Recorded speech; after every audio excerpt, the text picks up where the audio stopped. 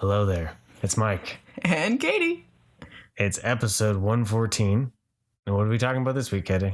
This week it's Random January. Or you might even say Randomuary? On this week on Cup of Rad.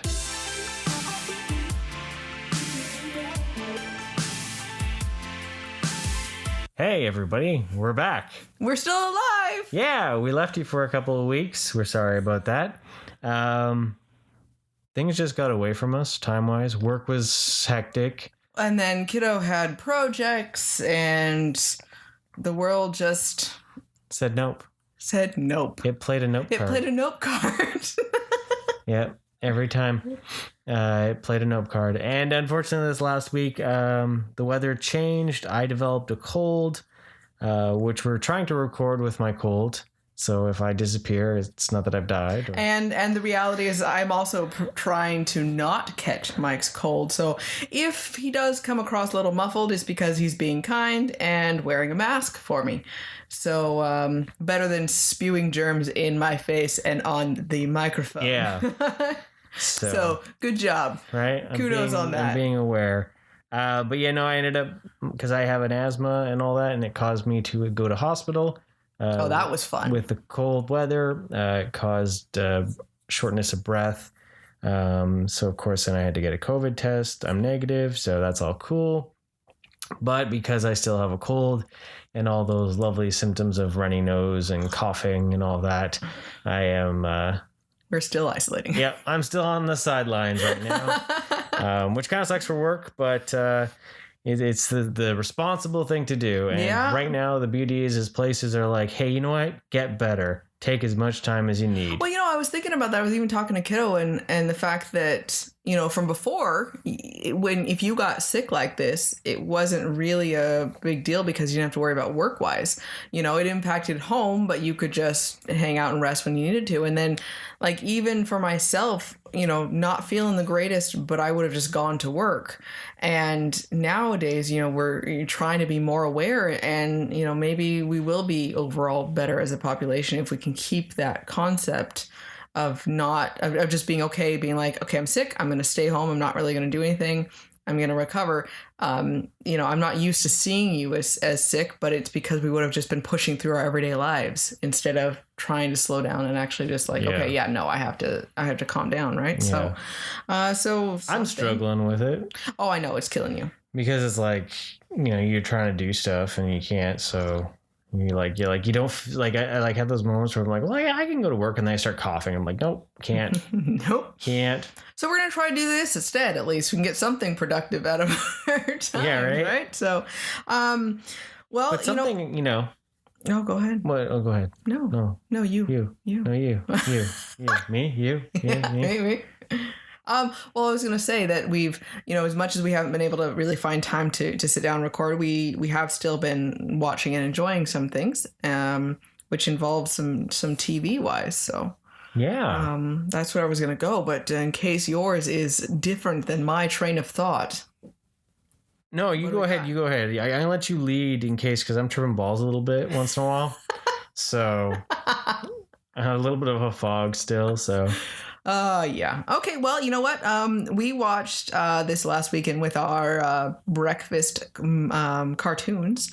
We dug into some more Thundercats and kind of trudging through it a little bit. Some of them are okay. Some of them are season 1 is fan-friggin-tastic. Yeah. It's dragging now, as we've discussed, with the too many characters. Yeah. A little too much going on. Tigra's just up and disappeared. Stuff like that. Barely shows up anymore. But this last episode we watched was so bizarre and just ridiculous because... Let's just say that this one moment made us forget what the rest of the episode was about. Mm-hmm. And, okay, so first off, this is one that has Mandora in it. She is my literally least favorite character. She's really annoying because if Super 7 announces it, I'm going to hey, we should get Mandora. So that she can sit there calling everyone an oaf. She's just so robotic and just so hard edge. And she's almost like I guess she's a bit of a stereotype. It was interesting to hear the bad guys, the the new bad guys. Lunatics? Insulting her with like cop slang, which was surprising to hear that, right? But I know they're the bad guys at least, so there's that. But so it starts and they're telling, oh my good gracious, I'm here, people. I really am. Lino. So Snarf. And Panthro. Okay. They were telling Lino that Snarfer. Yeah, Snarfer has gone out and gotten food for them. He's coming back. And you know what he's gone out to get? Mexican takeout. From the Burbles. From Roberto Bills. Yeah. And we're just like, what? They have literally only ever talked about fruit. Candy fruit and breadfruit. From the Burbles. And they've never talked about a type of food for the Thundercats at all. We are literally on an alien planet, essentially. It's supposed to be Third Earth, but it obviously has nothing to do with Earth anymore. And yet there is Mexican food. Yeah. And that was just totally took us by surprise. Right. And so now we know that on the third cycle of Earth, Mexican food survives. So yay, apocalypse. We'll still be able to have our Taco Tuesdays. Yep. Our beefy burritos, our beanie burritos. All that fun stuff, guac and salsa and all that. Mexican food prevails. Survives, you know? Like, wow. So that's pretty fantastic. And yeah. Candy fruit and Mexican food. I mean. Right?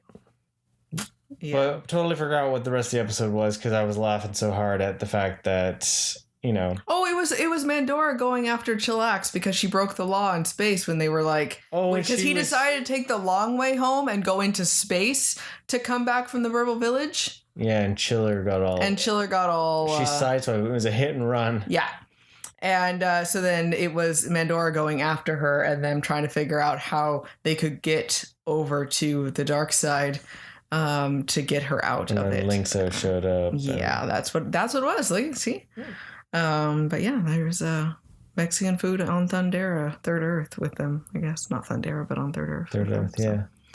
That was all we could remember from all the episodes we watched of Thundercats. Yeah. That took precedent over everything. So my thing is that if they ever do get to the point of being able to make a Snarfer in the Super 7 Ultimates line, he better come with that little box of Mexican takeout as an accessory because I won't accept it otherwise. I agree. So, because, you know, that's just, you know, a weird It's a defining moment for his character. Right? Yeah, right? Yeah. I mean, he badly did it. Failed delivery boy. But, you know. Well, you know what also, too? Super 7 announced that they're making the Thunder Tank. Woo! They haven't yet. By the time the episode comes out, they'll already have the price and all the details out probably, but it goes on pre-order next week with them. So that's pretty cool. It looks like it's going to be massive. You're going to be able to sit two figures side by side. It's ginormous. I had just seen a photo on Instagram that showed the Super 7 Lino standing on top of, because the picture had Lino standing on top of what the Thunder Tank's going to be. And it's massive. Mm-hmm. It's a 7-inch figure on top of this thing. Well, it showed it standing on the original toy one, and he barely fits on top of it, right? So they definitely corrected the scale issue. Yeah, with that. I'm going to assume that it's going to be a 250. Well, because it's going to have both two figures being able to sit inside of it in the front, and then the back's supposed to open. And I can't remember if they said it was going to fit 4 in the back or not, like the actual tank's supposed to. Oh, that would be insane. So. Kiddo was like, "Oh well, we're getting that."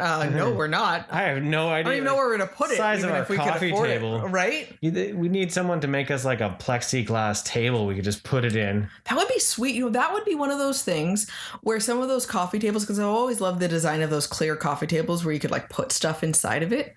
Like that actually would really make sense for us to use and to like put like collectibles in there. Yeah. That would be pretty sweet, actually. Everything is going to be clear now, and then we can have. Well, that'd be like even like pop boxes, like laying pop boxes down. Yeah. So you have like a whole coffee table of pop boxes. Yeah. You know, that would be pretty sweet. You can fit them in the legs too, then. Yeah. Just someone needs to make a coffee table that is specifically made for pop boxes. Mm-hmm. So like all the legs, you could put like a tube of pops in them, like all perfectly designed to fit that box. Yeah. So then they all fit in there. And you could essentially make it look like you have a coffee table made out of pop boxes. Boom. Yeah. Pop furniture. Come on, Funko. You're behind the times. Bring out a line of Funko furniture. There you go. That would be fabulous. But also, speaking of Super 7, I got my Toxie. Oh, yeah. It finally arrived. I don't think we talked about it. Did we talk about it? No, we couldn't hadn't. have. We hadn't. My Toxic Crusader showed up. A lovely late Christmas gift from the family. Very excited to have it. No, I can't remember. No, I don't. No, we didn't. No, we didn't. I'm sorry. It is amazingly, day glow bright, neon, fantastical. So green and orange. And I friggin' love it. It is so awesome to have that on the shelf and be there. If you see our Instagram, you'll have already seen a shot. I haven't done a lot with it yet, but I am super excited with this thing because it just brings back that nostalgia memories. Yeah. I do hope they'll eventually be able to do more because that's just such a cool looking line. Yeah. Like they're just, fantastic. And Super 7's doing such a great job with their figures. So I'm really happy. Yeah. If you get a chance, definitely to check those out. We're still waiting for Wave 2 to get the notification that they're ready to go for the Turtles. It's killing me to see those. Yeah. But at the same time, I know they're coming, so I'm pretty excited for that. So worth it. Worth it. Good stuff. Oh, the other day I had a dream. Well, this is like last night, maybe. But it was like having a store, but like being more like a high end kind of store of like collectibles and being able to have like the Super 7s and all that. Oh, okay. Like, just kind of, that'd be fun to have. Yeah. More of like that real specialized kind of thing. You just want to have a Super 7 store? Yeah, that'd be nice too, because it's all the way in San Francisco or San Diego. So that's, It would be a place that would be cool to be able to sell like some of those dioramas that you've been looking at and stuff like that. So you could actually like think of for yourself being able to walk in and kind of get a little bit of everything. Yeah. That you would be able to do. And even some of the actual light accessories for those types of things. Yeah. That would be really fun to be able to have all that in one place. Right. More of the toy photographer store. Yeah, exactly. I mean, there's obviously a market for it somewhere. Right. I mean, so... we watched a couple other cartoons. Netflix, the second season of Camp Cretaceous dropped. And we really, really liked season 1, so it was exciting to watch that again. We watched one episode? Two episodes, yeah. Okay. And so, it's the kids stuck after everything went down in Jurassic World, right? Mm-hmm. And so now they're all stranded on the island by themselves, and all the dinosaurs are free. And they're trying to figure out what to do. Yeah, so if you don't know, the first season is basically about that they're with Jurassic World, the first Jurassic World, there is a camp for kids to go to, and it was a pilot project. It was new to the park, where they got to go and experience things differently, like a summer camp. Yeah. And then everything goes down with the Indominus and all that, and by the end of that season, the kids are trapped on the island alone. So season 2 is going to deal with them having to navigate the island without fences and all that, and work together because they're all so different. And the couple episodes we watched, it still has that good tone, and it still feels like there's a threat, right? And there's lasting ramifications from that first season. Yeah, like it's a pretty solid cartoon. Yeah. So don't dismiss it as just like some DreamWorks thing. If you like Jurassic Park, Jurassic World, because it's worth checking out. Yeah, they actually gave the characters good development.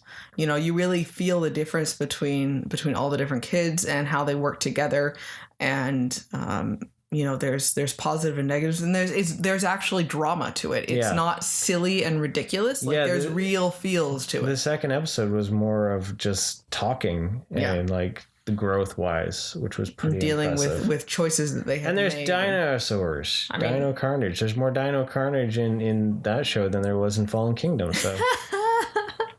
Yep. So, and suspense. So definitely recommend it for sure. Go check that out on Netflix. Yeah, and Netflix also has a new Transformers season. Oh, yeah. We're slugging through that one. Earthrise. Kiddo blasted through the first one because there was more action. Earthrise is slower. It's a little bit more of the drama of dealing with the first season and the fallout, right? And like the figuring out the alliances. That's what I kind of like we're 4 episodes strategy wise. Yeah, we're 4 episodes in, and they haven't even really gotten to Earth yet. So he's kind of like, there's only 6 episodes, and he's losing interest, unfortunately. Yeah, he still likes the Transformers, but he's like, when's it gonna get action packed again? Yeah, he loved the war aspect, the fighting of Siege, them, right? Yeah. So. Well, to the point where he actually wanted to get toys. Yeah. You know, so and I this, if he hadn't have gotten them, this wouldn't have sparked that same interest for sure. Not at all. We decided, it's a little bit of extra bonus, to watch these new Pixar shorts that were on Disney Plus. Pixar popcorn shorts on Disney Plus. They're 2-minute ones that were just there's just animation for them. And they're using the pre-existing Pixar characters. So just a little tiny snippet of something from, like, say, Toy Story or Incredibles and whatnot. And it was nice they had a feature that to play all of them. So it was 20 minutes of it all the way through. Yeah, all 10. And some of them were amusing. Some of them were much better than others. Some of them annoyed the crap out of Mike. My favorite was the Duck and Bunny ones, because I love those characters, because I love Key and Peele. Their dynamic of banter is hilarious to me. So they were actually the only one, and those were the only ones that actually had people talking in it, which was funny. But what are your thoughts, Mike? If we weren't waiting for pizza to have arrived, because our pizza was extremely late that day, I would have been disappointed. The Duck and Bunny ones are funny. Mm-hmm. But they feel like something that should have been included on, because they didn't do really a DVD. It feels like this would have been like something that would have popped up on the DVD. Yeah, it was like a little special feature on there. It was just like an extra little bonus, right? The Soul one was pretty, but just if you watch it, you realize a lot of those scenes were the cut scenes from the trailers. Yeah. The Coco one was cute. Mm-hmm. The Dory one was not my favorite. It just felt long. It was still only 2 minutes, but I thought it went on for a good 5 minutes. I like the Toy Story one. It was cute. The Incredibles one was kind of funny. The Incredibles was good. Those ones were fun. And it's one of those ones where they're cute, but I've watched them and they're done. There's no heart. There's no heart and soul to it. There's nothing that's really being pushed. Yeah. In creativity. Yeah. With it compared to the Pixar Spark. Yes. Where those have emotion. Well, those make me want to cry, right? Yeah. I mean, there's character development, and there's beauty, and there's something different about them. So if I'm gonna watch a little tiny short cartoon type thing, I'm gonna go for just the regular Pixar shorts. And I didn't need, and so it definitely shows though that these are almost for little kids who just want something new to see of their favorite characters. Yeah, exactly. It's like, oh, okay, Buzz is doing this. Well, this is going to spark me to want to play like this or something like that, right? And so they definitely have a very specific point for them. It felt like something that would be on Disney Junior. Yes, right. Where it's like in between the cartoons, this pops up. Yeah, and it's like an ad that would happen. Yeah. Right? So I mean, it's worth checking out if you have 20 minutes where it's like, whatever, I'm just kind of sitting around and doing nothing. But yeah, that's... You know what you should do if you got 20 minutes? Watch WandaVision. Yes, because we turned around and finished watching this, and pizza arrived, and we watched the newest episode of WandaVision. Yeah. So we haven't talked about WandaVision yet. Yeah. With 3 episodes episodes in. Each episode is a different decade, a sitcom feel, which is really cool. Well, it's awesome because you have everything about the episode from the very beginning to the music, the way it's shot. I mean, the original ones are 4:3. The way it's shot, the lighting, the music, the laugh track feel, everything about the way that it's delivered fits the mold of a reference to a TV show during that decade. Mm-hmm. And it's the care and love that is put into all those details is just super impressive. And that alone is just amazing to see. Yeah. And, it literally feels like I'm watching an old TV show, and that's just really, really cool in my opinion. Oh, totally.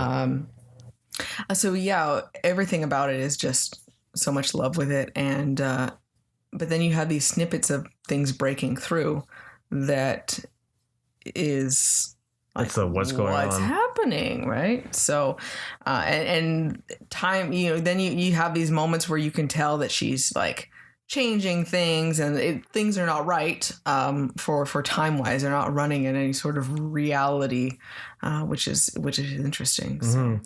Well, I liked with the third season when the third episode.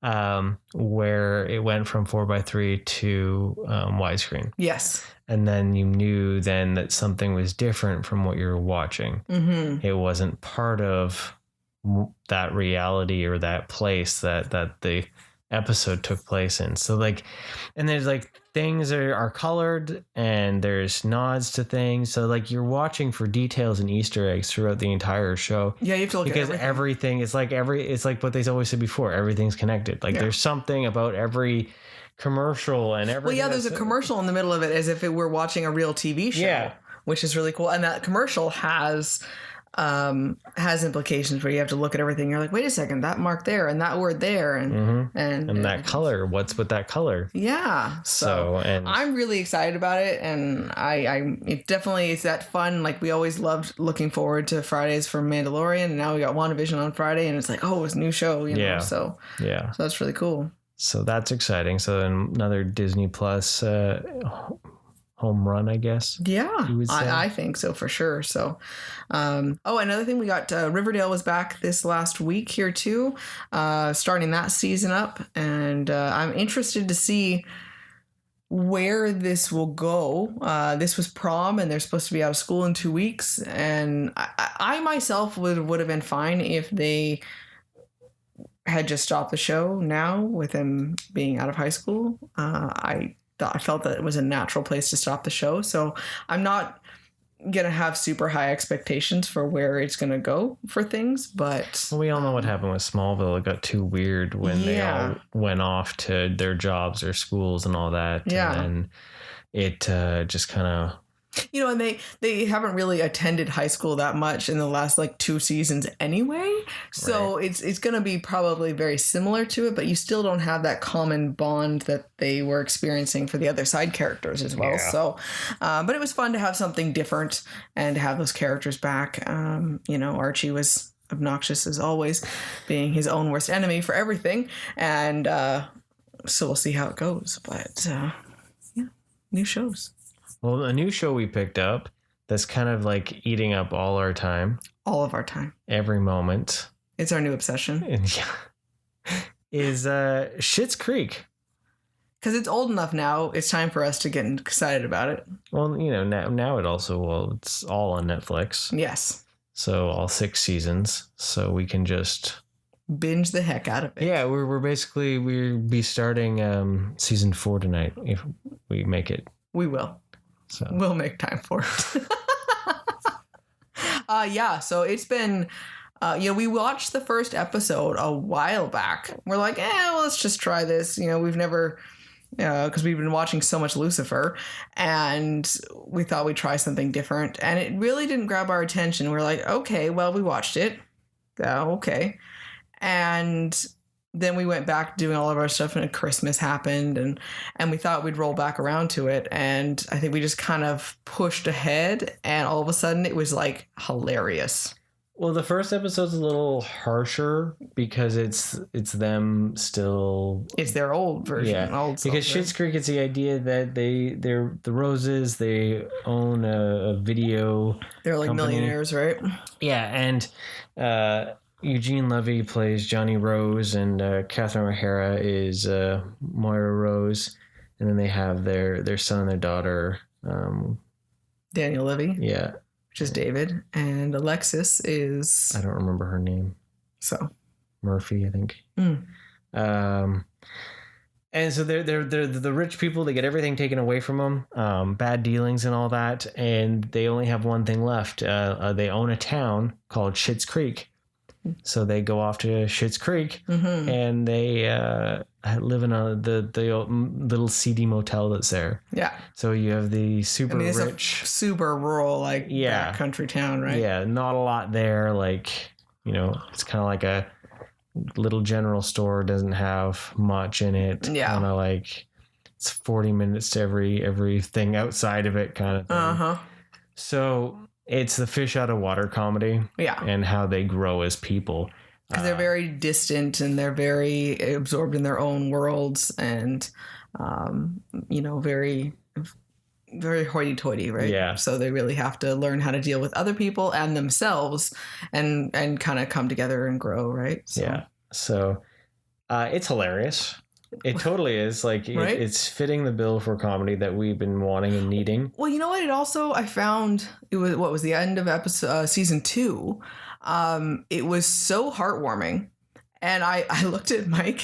I was like, I felt it was the Grinch moment right there. And I was like, what is this feeling? I'm all warm. I have feelings inside. Like, what is happening? Because I'm not used to feeling that emotional reaction to a TV show for a while. All the dramas, there's so much going on, and there's not the same heart and love and joy. And the writing is superb. And it was it was so wonderful to feel. Like I literally felt like swelling up with joy. Yeah. And I was like, this is hilarious because this is amazing because it was hysterical, 2 seconds before. Mm-hmm. And now I'm all happy, so. Now you've gone full, you want merch. Yes, I do. Yeah. I want Rose Apothecary merch. Yeah. Yep. She's just sitting there smiling. What can I get? So I would recommend it.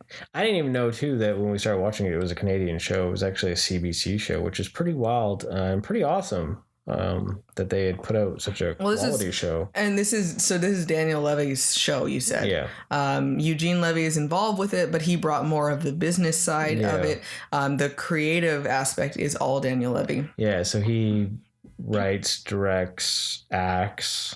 He was a showrunner. Yeah. So like it's his show through and through. Mm-hmm.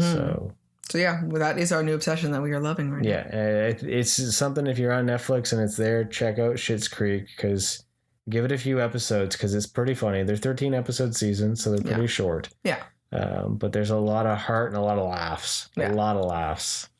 So now move on to the movie portion of Random January. So we had wanted to watch Tenet since it was, announced forever. And for the longest time, we could only find it to buy either on disc or digitally on Amazon. And I wasn't about to do that. I would have rented it, but I didn't want to buy it digitally for it. So one day, magically, it showed up as on demand for cheaper. It was super exciting. So we were like, oh my goodness, we are going to do this. So we finally got to watch Tenet. Tenet, Christopher Nolan's latest epic odyssey. Yeah. We brought Kiddo along too because he really loved Inception and he really understood it well. So I'm like, yeah, we're gonna totally, we showed him the trailer and he's like, yeah, I'm totally there. On a side note, I'm super surprised and impressed that my son can understand something of that nature so easily. He actually made conjective assumptions of what was going on before I did. And it was just like, no, that totally makes sense. And he was totally true and correct. So for some reason, Christopher Nolan movies really they speak to him. Like he understands them. So that'll be interesting when he gets old enough to be able to show him some of the more R-rated ones. Like how those will affect, But it's amazing to see how much all those movies from Nolan just they, he gets it. But I think it helps because, these, Inception and this one, they're rated PG. Yeah. But yet they feel like they don't feel like a PG movie. Well, because there's so much action and there's depth to the story, but there's not swearing, there's not sex, there's not gratuitous violence. So then you pull all of that out, and in order to you have to make it a really good movie then for it to be a good movie. You don't just rely on those other values that we tend to do that kind of covers up some of those issues. Yeah. And that, I was thinking about, because a lot of people are always like, when they want to see certain characters that they feel hadn't had justice with, they want to see them R-rated because they feel that's the only way. But it's like you look at Christopher Nolan's body of work, you'd be like, this dude's doing PG-13 movies. Yeah. And they are some of the highest quality films out there. So it shows that it's just a matter of the writing tone. The writing tone of a film is what sets it off. And you know, this is the idea that this proves that you don't need an R-rated Ninja Turtle movie to have a good Ninja Turtle movie. Oh, totally. Right? You don't need an R-rated whatever to have a good. You know, it just. I think that's. I don't know how making Ninja Turtles R-rated is going to help it if they don't understand the characters. Well, if you took the last Ninja Turtles that they had made and just made it R-rated, let's say, so it would have been blood and swearing, really, that you would have been adding. How is that going to help the characters that they created? Yeah. No, you need better character development for them. You need better writing. Story and better writing. It has nothing to do with the rating. Yeah. Because nowadays, to be R-rated, really, they act as if R-rated must mean better story. Yeah. It does not. No. So, back to the fact that Tenet is definitely... It is such a deep story, layers upon layers, totally like, whoa, I didn't expect that to happen, and this is here, and this is here, and this means this, and this means this, and without having to be R-rated is just, that alone is an achievement. Yeah, so. Like, that's what blew my mind. Like, it was just like, you know, how fantastically it was done. Every moment of it, like, it just is a well-crafted film. Well, it starts out right at the very beginning, just throws you right into it when you're just like, I don't know what's going on. We told Kiddo, we don't know what's going on either. We're just going to have to sit back and just let it unfold because it's probably going to be like, what is happening? Yeah. That was the case, and it was just happened to let it happen. Yeah. You know what? This is one of those moments where I know we're a little later to the party because it came out and blah, blah, blah. But I'm enjoying seeing new movies at home. Yeah. I am really enjoying having the ability to capture, even though Wonder Woman wasn't my favorite experience, I'm enjoying seeing it at home.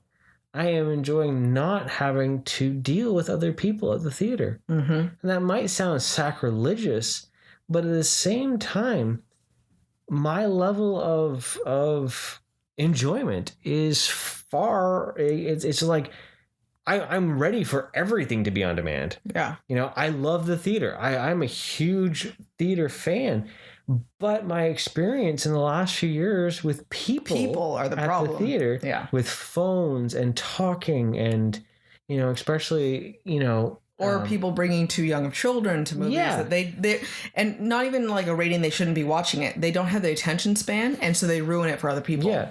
So I am in the boat of like all these movies that got delayed again and again. Just bring them on demand. Give it to us now. I will spend the $30 on a lot of cases to see these movies. The only reason we didn't do that for Tenet is because we didn't want to own it. Yeah.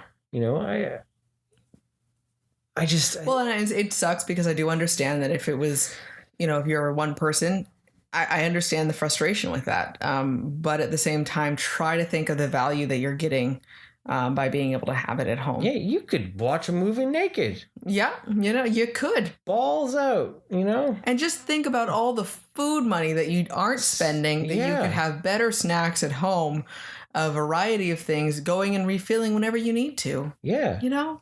You could be drinking beer. You could drink alcohol. Yeah, like... It is a better, you could smoke. It's yeah, you don't have to, you know, worry if you vape or whatever. You can do what you want. So I'm really liking the at-home experience. And this worked out well for Tenet because a long movie we could still take a moment because if to bring Kiddo to that we would have guaranteed to have a bathroom break, and everything mattered to watching this movie. Yeah.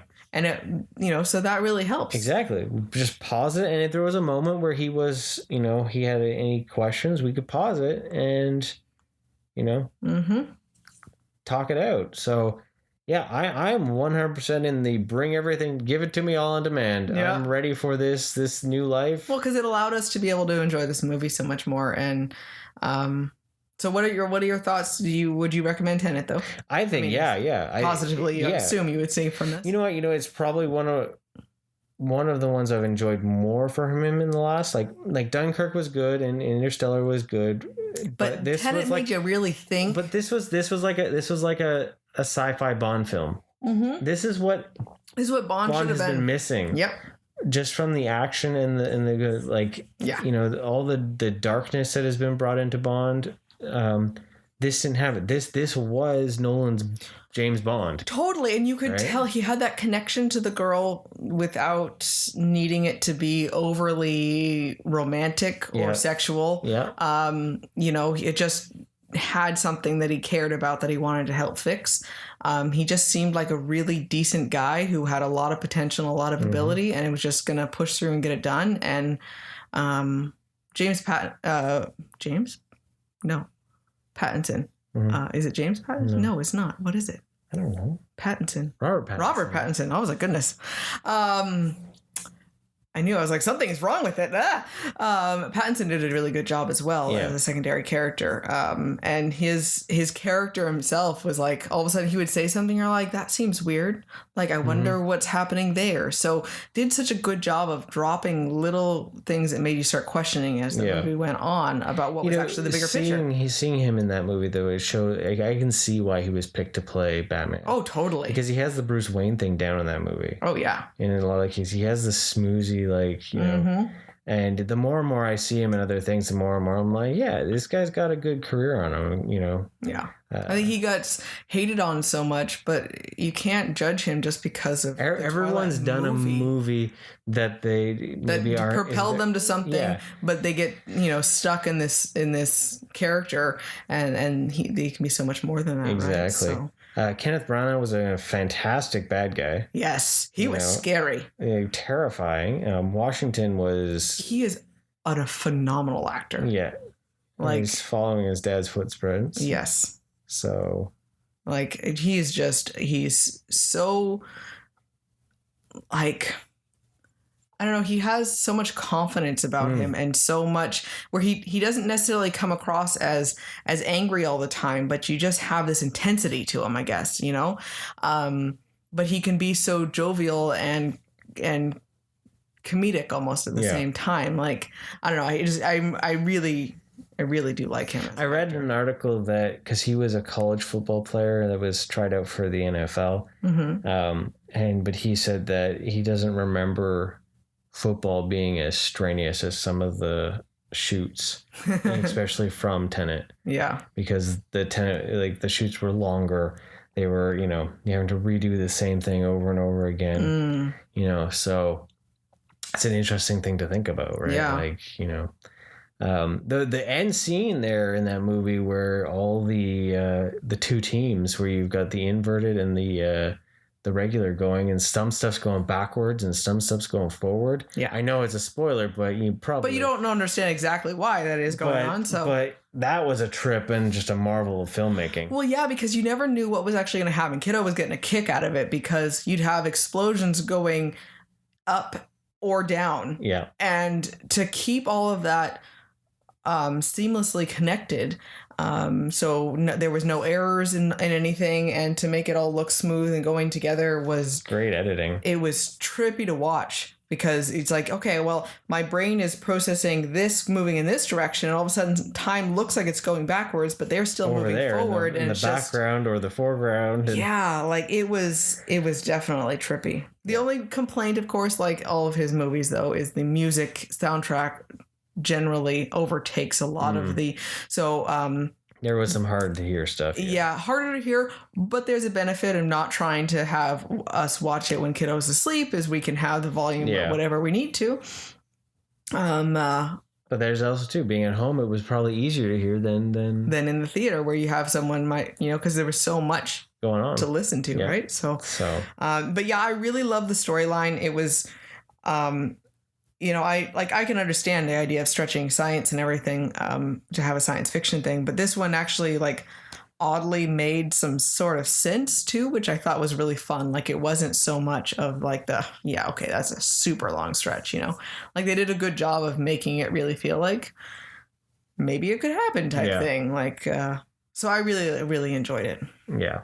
Ludwig Göransson did the music. It's the first time in forever that Hans Zimmer hadn't worked with Nolan. Oh, wow. Okay. So the music's pretty dope in it. Like, it's trippy and weird. And, how could it not be? He's amazing. And I liked too in the final scene too that there was moments where the music actually was playing backwards as well. Yeah. So really gave you a trip down. Right. He's almost could easily give someone vertigo if they get, you really pay attention to that. Right? Yeah. So, but Tenet, I thought it was totally worth it. It was a great ride. Like, it was fantastic.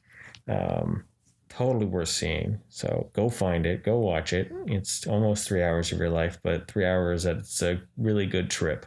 And the final movie selection of the evening was Kong Skull Island. Yeah, this one I've been wanting to rewatch, and especially the hype over this last weekend with the Godzilla vs. Kong trailer dropping. Yeah, I was like, well, this is perfect. Perfect timing. This sounds interesting. Right? And Kiddo had never seen it before, so, it would made sense. I forgot how much I love this movie, actually. I forgot how much violence is in this movie. Like, oh, wow, people are dying.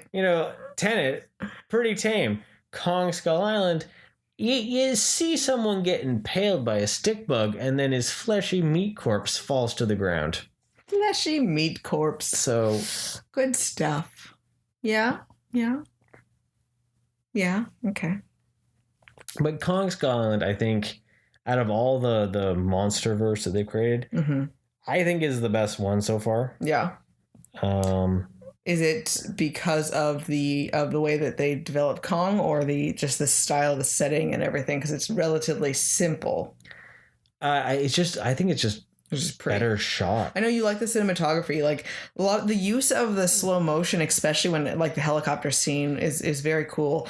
Use of the lighting is awesome, and they use the same slow mo with Kong himself. Yeah, very dramatic and epic. Yeah, everything just feels like the being himself. Everything seems big. Yes. But yes, they gave Kong such a personality. Oh, yeah. That you care for him, even when, and the humans don't overshadow the Kong action. Whereas the Godzilla and then King of Monsters, it's the humans first, right? And when we go to these movies, we want to see the kaiju. We want to see the fights. Yeah.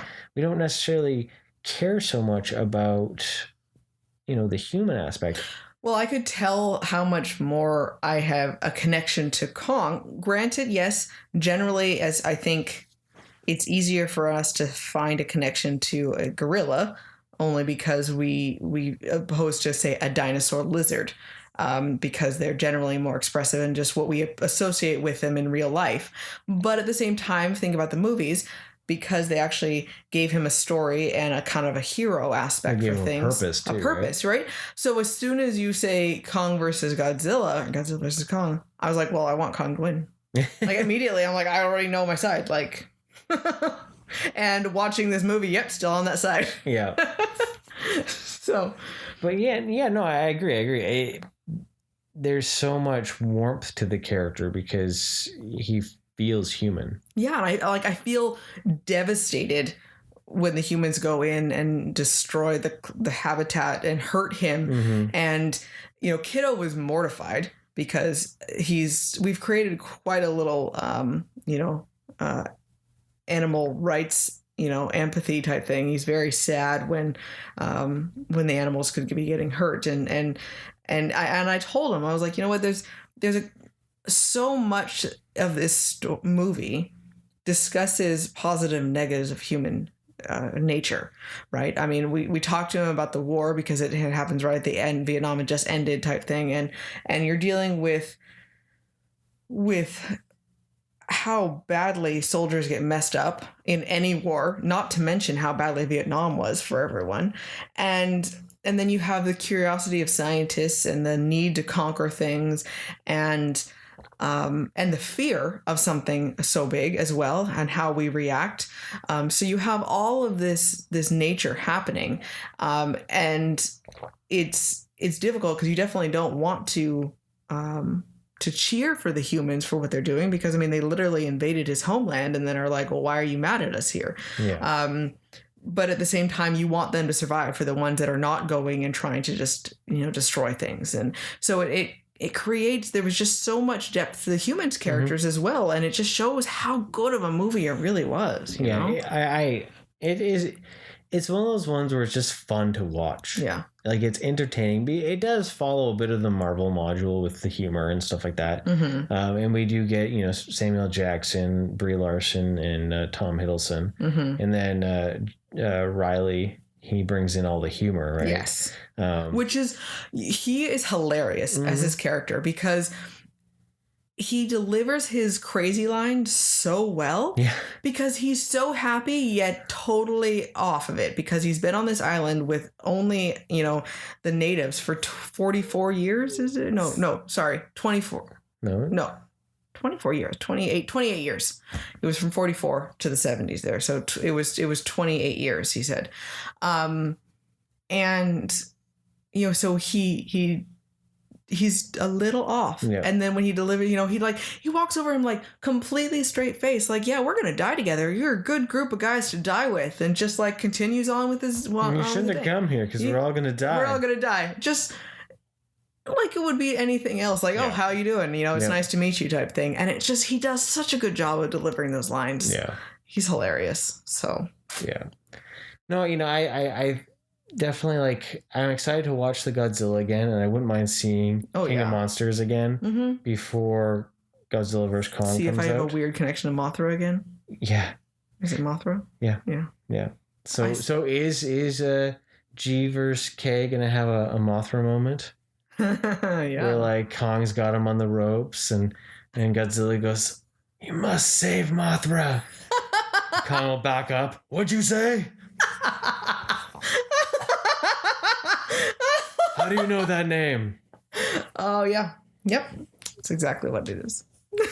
Speaking of which, I am excited for Snyder's Justice League. It was announced that it's going to be a 4-hour cut. I'm very excited. Not made into 4 hour-long episodes. They're going to do it as one 4-hour movie, which I don't know how I'm going to watch that. With the pause button.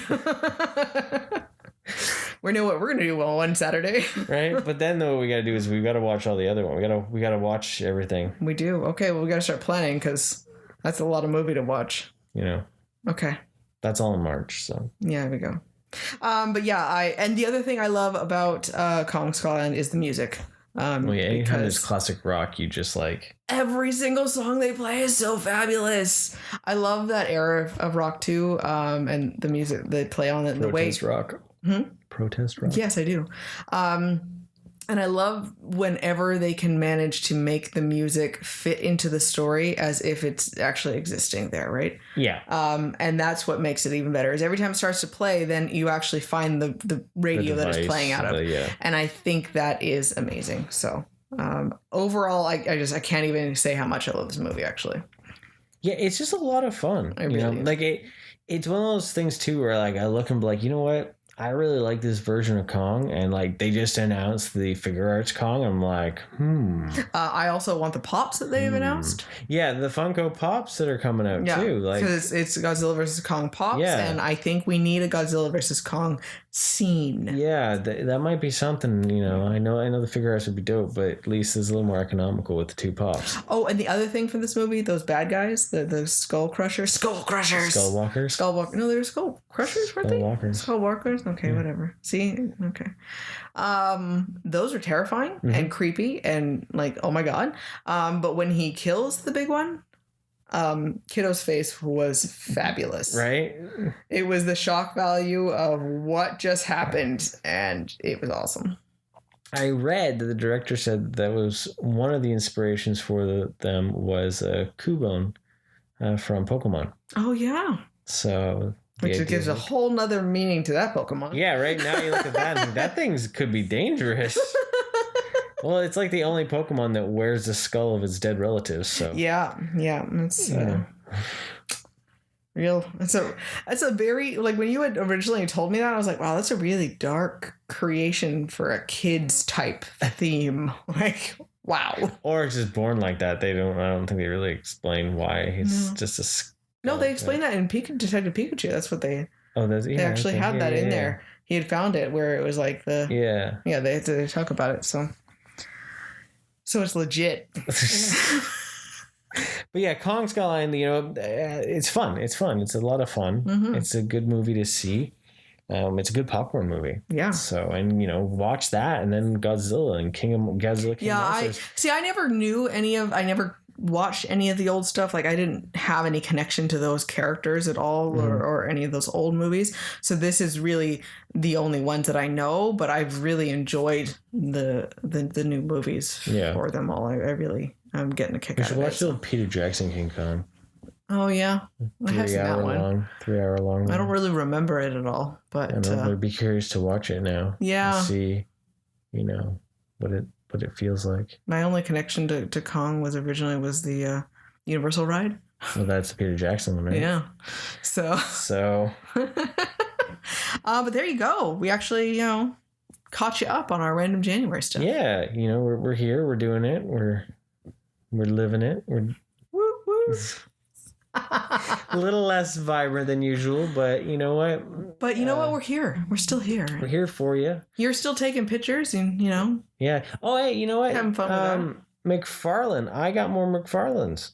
I got more multiverse. I got the Red Hood Nightwing pack. And I'm sure if you follow us on Instagram, you will have seen those because you've been using those, because I know he was so excited to take pictures of those things. Well, the Red Hood, those came out of those boxes real quick when they got home. The helmet on that thing is fantastic. The color that they used on that is just brilliant. Right? And I'm pretty happy with the McFarlane figures so far. Yeah. The only thing that sucked was that the hood,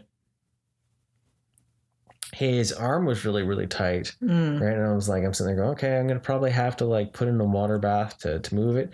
And I did something and the arm came off. And I was like, oh no. But what I've noticed is that McFarlane, they're using more like a ball joint.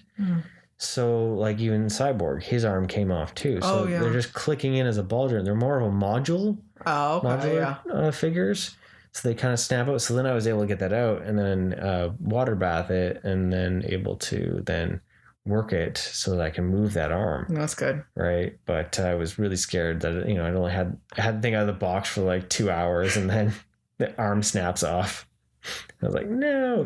But it's got some great articulation. It's nice to have the Nightwing's still wave 1, so it doesn't have the same articulation as, say, the Hood figure, because, But McFarlane's doing a great job with their figures. Yeah. Like, I'm really happy with them. They're the DC we talked before about, they're a great price point too. There's some great ones coming down the line. And he's like super excited to show it off. And, even though McFarlane's still more like, I guess, would you say like a mass market toy? I like how excited he is for his toys and how much he's showing off the toys through the social media. Well, you don't get people from Hasbro doing that, really. No. They do a big event. They do a big event, and then they, but like this is like a cell phone camera video of Todd on a chair in his office, right, showing you the toy. Like that to me, I think is probably one of the best things you can do for that social media aspect. Like, that helps sell me on buying more of the DC multiverse. Well, that and then that's helped with Super 7 as well. Yeah, having that connection to a real person that just like, I love what I am doing and I want you to feel the same love. Yeah. That's what you get. And that connection there is even more important now, I think, than we even realized, right? Seeing that real person connection and care. So. And that to me, I think, and, even that both those companies, McFarlane keeps saying, hey, we're listening to you, we're having some scaling problems. Well, now the new Damian Robin is smaller. Yeah. He's closer to a 6 because the rest of the line's 7. Oh, you guys want thigh cut. Okay, well, now these new ones are going to have thigh cut. They're listening to the fans of the products and they're improving, as the lines only had like 4 waves. And there's been massive leaps and bounds in the changes. Opposed to that's nice. Deal with whatever we give you. And just even, be happy. Super 7's like, hey, you know what? They create updates. They say they're doing different things. There's, they're listening. Yeah. And there's so many other companies that are like, yeah, that's nice. That's good. We've had fun. Well, and that's why we're gonna keep looking and trying to support those guys. I'm very interested in the Wonder Woman McFarlanes that are coming out because they're totally different and unique styles, than what I have for anything. So, I'm so picky about Wonder Woman in general, style wise. So it'd be interesting to see what they really look like. When the last night on Earth, night in with a K.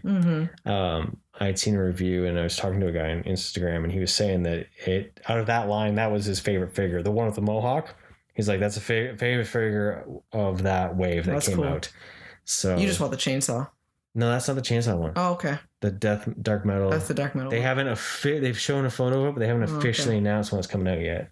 Nice. So, but yes, I want the chainsaw. I think both of I'd be happy with both those Wonder Woman in the collection. Like those things look amazing. I think it's enough that they're so not classic that it's okay to be different. Yeah. Right. And if it's too close to the classic, then I want it to look correct. Yeah. But then otherwise it's like really inspired by cool. I'm good with that. Well, they're just they're the multiverse version, right? Yeah. Like they're like something. Well, and you know what? With the mohawk and she's a badass and it almost still embodies the character and the root of what she should be. I'm like, okay, I can get behind that. Yeah. So I'm full on in some of the McFarlanes. I'm excited to see what else they're going to be. They have a 3-year contract. I hope they're able to extend it because we're in year 2 of McFarlane's. So I'm pretty sure they will because Mattel didn't want it anymore. And but this is an exciting time to be a toy collector for sure. There you go. But there you have it. I'm going to let you go because I'm tired of talking and you know what? You survived really, really well. I'm impressed. So, all I can tell is wearing this mask while I'm trying to breathe is difficult. And we're still staying off of work. Thanks for joining us, everyone. Have a wonderful day. Stay rad. Thank you for listening. Want more rad content? Follow us on Facebook, Instagram, and Twitter. And don't forget to subscribe, rate us, and leave us a review. And remember, be excellent to each other and party on, dudes!